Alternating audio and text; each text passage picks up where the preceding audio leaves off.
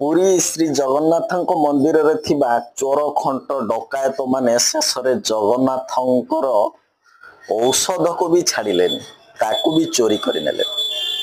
ଖବର ଇଏ କି ଜୁନ 21 ତାରିଖ ଦିନ ଯେତେବେଳେ ଅଣବସର ଶେଷ ହୋଇ ଆସେ ଦଶମୀ ଦିନରେ କଣ ହୁଏ ନା ଜଗନ୍ନାଥଙ୍କ ପାଖରେ ଲାଗେ ହେଉଛି ଯେଉଁ ରାଜବୈଦ୍ୟ ଯେଉଁ ଦଶମୂଳ ମୋଦକ ମାନେ ଔଷଧ ଲେଖିଥାନ୍ତି ତାହା ଜଗନ୍ନାଥଙ୍କ ପାଖରେ ଲାଗିଲା ପରେ ଅଣବସର ଭାଙ୍ଗେ।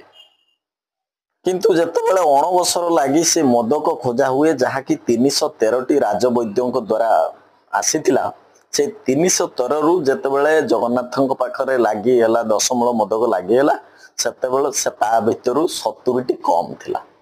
ତାହେଲେ ତାକୁ ନେଲା କିଏ?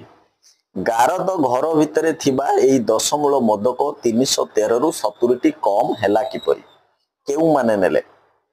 ଜଗନ୍ନାଥଙ୍କ ସେବାୟତ ରୂପରେ ଥିବା ଡକାୟତ ଚୋର ଖଣ୍ଟ ଯେଉଁମାନେ କି ଜଗନ୍ନାଥ ଭକ୍ତମାନଙ୍କ ସହିତ ଯେଉଁଭଳି ଭାବରେ ଅତ୍ୟାଚାର କରୁଛନ୍ତି, ଦୁର୍ବ୍ୟବହାର କରୁଛନ୍ତି, ସେଇ 10% ଡକାୟତ ସେବାୟତ, ସବୁ ସେବାୟତ ମାନେ ନୁହେଁ, କିଛି ହାରାମୀ ସେବାୟତଙ୍କ ପାଇଁ ଆମ ଜଗନ୍ନାଥଙ୍କ ପାଖରୁ ବି ଜଗନ୍ନାଥଙ୍କ ଔଷଧକୁ ବି ସେମାନେ ଛାଡ଼ିଲେନି।